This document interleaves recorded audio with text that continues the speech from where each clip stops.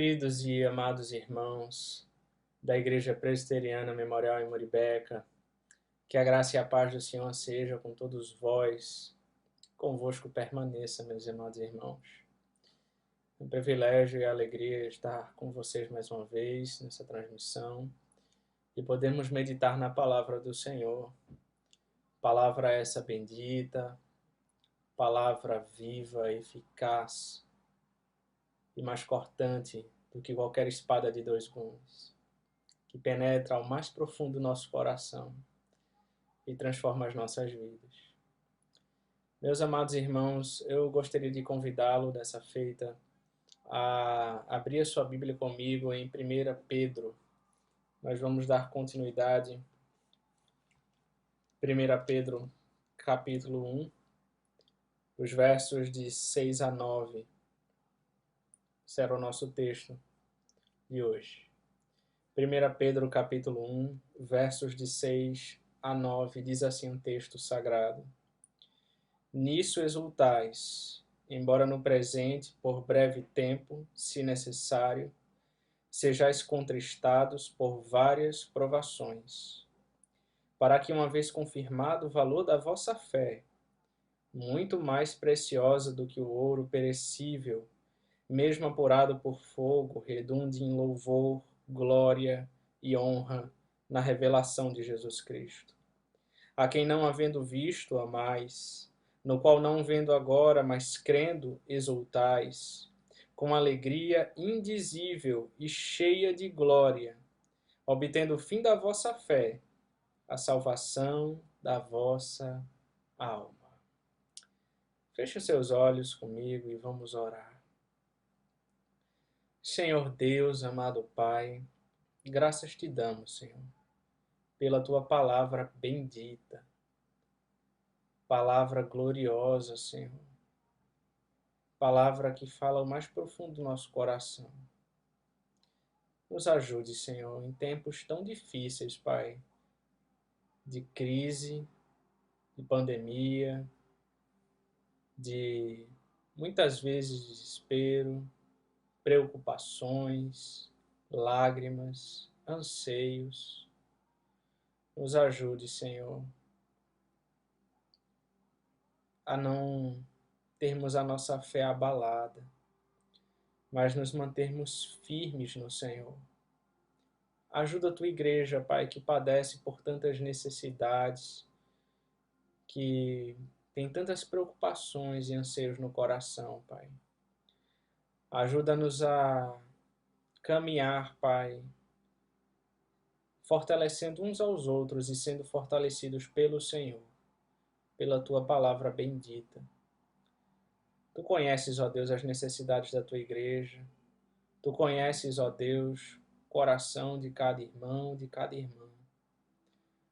Conheces os anseios do mais íntimo do seu ser. Ajuda-nos, ó Pai, a descansar na tua soberania, a nos alegrarmos no Senhor, que é a nossa força. Nos dá entendimento da tua palavra, Senhor. Abre os nossos olhos, os nossos ouvidos, nossa mente, o nosso coração. É o que nós te rogamos em nome de Jesus Cristo. Amém. Amém, amados irmãos. Nós podemos dizer que há muita confusão entre os cristãos sobre como lidar com o sofrimento, irmãos. Alguns dizem que se sofremos é por falta de fé e as dificuldades da vida não vêm de Deus. É muito comum ouvir isso. Assim, nós devemos reivindicar a cura pela fé e rejeitar todos os pensamentos negativos. Outros dizem que os cristãos devem enfrentar o sofrimento com um sorriso no rosto, como se a dor do sofrimento não existisse. Você já deve ter percebido que as pessoas são rápidas em julgar a nossa dor e a razão de nossas provações. Alguns anos atrás, durante o velório de um homem cristão que deixou a mulher e 2 filhos, após o culto, o pastor da viúva, de forma equivocada e insensível, disse: "Pare de chorar. Louvado seja o Senhor, Ele está na glória agora." Ora, o pastor estava negando o sofrimento, embora fosse verdade, ele estava negando o sofrimento e a dor daquela família, naquele momento de luto. Na verdade, irmãos, nenhuma dessas abordagens é bíblica, uma maneira emocionalmente saudável de lidar com o sofrimento. A maneira correta não é negar a dor ou o sofrimento, mas encontrar a alegria genuína do Senhor nas provações. R.C. Sproul estava certo quando escreveu: o objetivo de nossa vocação é o céu, mas não há nenhum caminho para o céu senão através do vale. O apóstolo Pedro escreveu para cristãos que sofriam, mas ele diz que eles deveriam exultar ao mesmo tempo em que estivessem angustiados por várias provações. E Pedro não está negando aqui o sofrimento, mas ele não descarta a alegria genuína de que um cristão pode experimentar em meio à dor, se tiver a perspectiva correta. São lições preciosas, meus irmãos, para os momentos mais difíceis de nossas vidas. Períodos em que, com frequência, questionamos: onde está Deus quando mais precisamos? Em primeiro lugar, Deus está sempre ao lado dos seus filhos amados. O verso 6 diz: nisso exultais, embora no presente, por breve tempo, se necessário, sejais contristados por várias provações. Nisso exultais. O termo nisso remete à passagem anterior, nos versos 3 a 5 que nós vimos, que trata da primeira grande alegria dos cristãos, ou seja, a sua herança eterna que está guardada, que está protegida por Deus. Já a palavra exultais, agaliao em grego, transmite a ideia de júbilo, de alegria e uma exultação espiritual.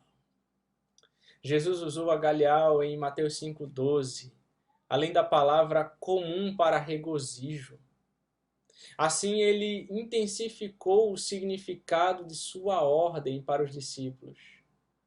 No Novo Testamento, agaliao sempre se refere ao espiritual, em vez de uma alegria temporal, e geralmente tem referência a um relacionamento com Deus. Veja que no Cântico de Maria, em Lucas 1,46, está escrito: a minha alma engrandece ao Senhor, e o meu espírito se alegrou em Deus, o meu Salvador. Em Atos 2,26 está escrito: diante de mim via sempre o Senhor, porque está à minha direita, para que eu não seja abalado. Por isso se alegrou meu coração e a minha língua exultou. Além disto, também a minha própria carne repousará em esperança, porque não deixarás a minha alma na morte, nem permitirás que o teu santo veja a corrupção, disse Pedro no seu sermão. Em Apocalipse 19:7 está escrito: alegremo-nos, exultemos e demo-lhes a glória, porque são chegadas as bodas do Cordeiro. Além disso, irmãos, Pedro utilizou o termo no tempo presente que transmite a noção de uma alegria contínua. Porém, nem sempre é fácil se alegrar, principalmente quando as coisas vão de mal a pior. Não é verdade? As nossas provações, não importam quão grandes sejam, são insignificantes à luz da eternidade, irmãos. Assim, no meio da nossa dor, nós podemos ter uma grande alegria se nos concentramos na glória eterna que nos espera quando Jesus voltar. A alegria não é a ausência de dor, mas a presença de Deus. Hoje a vida é uma escola em que Deus nos treina para o nosso ministério futuro na eternidade. Na verdade, as provações são os livros didáticos de Deus na escola da experiência cristã. A experiência é a mais difícil das professoras. Ela dá o teste primeiro e depois a lição. Sendo assim, nós devemos ter em mente que todos os planos que Deus realiza é para preparar os seus filhos amados para o que Ele tem reservado no céu para eles. A Bíblia tem muito a nos ensinar sobre as provações. Sobre o Filho amado Jesus está escrito em Hebreus 5:8, embora sendo filho, aprendeu a obediência pelas coisas que sofreu. Sobre nós a Bíblia diz, porque o Senhor corrige a quem ama e açoita a todo filho a quem recebe, Hebreus 12:6. Mas se estáis sem correção, de que todos se têm tornado participantes, logo sois bastardos e não filhos.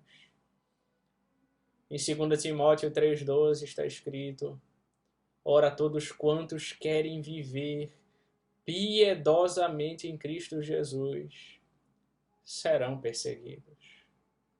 Jesus também declarou que devemos esperar problemas. Ele disse em João 16:33, no mundo tereis aflições, mas tende bom ânimo, porque eu venci o mundo. Em Atos 14:22 está escrito que através de muitas tribulações nos importa entrar no reino de Deus. Como escreveu o apóstolo Pedro mais adiante, em 1 Pedro 4:12, amados, não estranheis o fogo ardente que surge no meio de vós, destinado a provar-vos, como se alguma coisa extraordinária vos estivesse acontecendo. Note que, antes de falar sobre o sofrimento, Pedro declara que somos amados. Em certa ocasião, Pedro perguntou a Jesus, eis que nós tudo deixamos e te seguimos. Que será, pois, de nós? Marcos 10:28.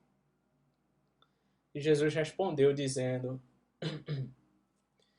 todo aquele que tiver deixado casas, ou irmãos, ou irmãs, ou pai, ou mãe, ou mulher, ou filhos, ou campos, por causa do meu nome, receberá muitas vezes mais e herdará a vida eterna, que não receba já no presente o cêntuplo de casas, irmãos, irmãs, mães, filhos e campos.